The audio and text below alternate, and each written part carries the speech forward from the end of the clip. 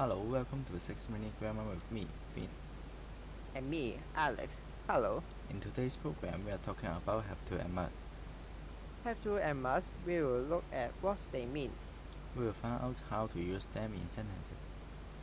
We will have a pronunciation tips. And we will do some practice with a quiz. So let's get started. We use both must and have to in front of words to talk about application things that are necessary. In actual English, they often have very similar meaning and there are things to demonstrate.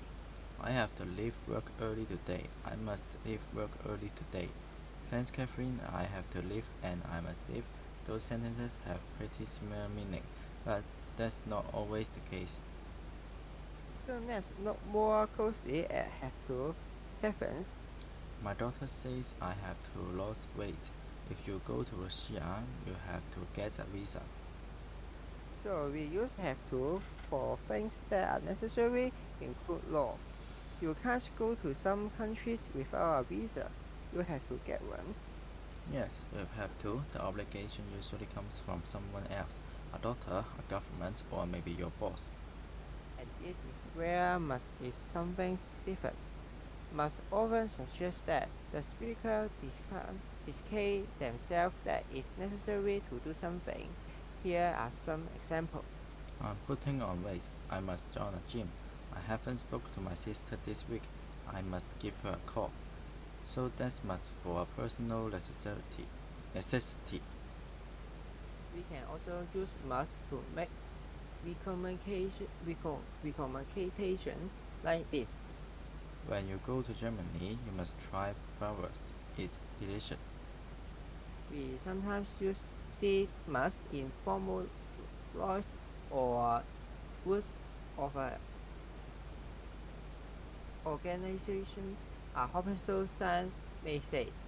Visitors must wash their hands before leaving the ward. Now let's look at adjective first. Don't have to. Okay, if you don't have to do something, it isn't necessary to do it, but you can if you want. Catherine. In the UK, you don't live to drink alcohol in pubs. Don't have to means it's your choice. Don't but must not means don't do it.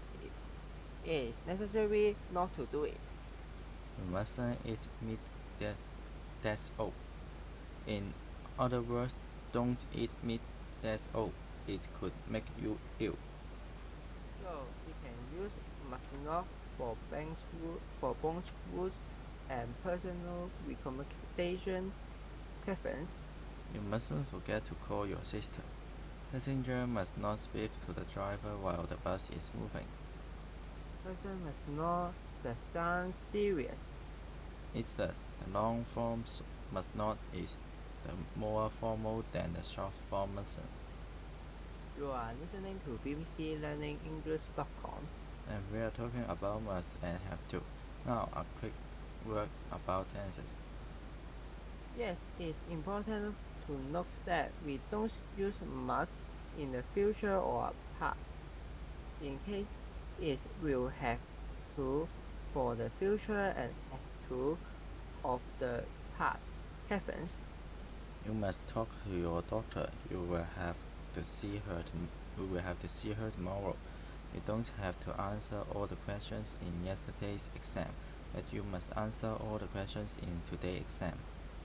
Now, time for that pronunciation tip we promised you. Yes, in natural speed, have to and must can get a bit right. I have to get. I have to go to the doctor. I must join a gym. So have to sounds like have to go to the doctor. Have to. I must sound like and must sounds like must without the final T sound. I must join a gym. So listen out for these sounds in our quiz. Oh yes, we must have a quiz before we go. I will say a sentence with must. You decide if I'm talking about a rule or if it's just a personal recommendation. Ready? Number 1. I need some exercise. I must go to the gym. And that is a personal recommendation. That's right. Number 2. Again, is this a rule or is this a personal recommendation? You mustn't smoke in the building. No smoking in this building. That's a rule. That's right. Number 3. I'm going to say a sentence in present tense, and you have to put it into a past. Here goes.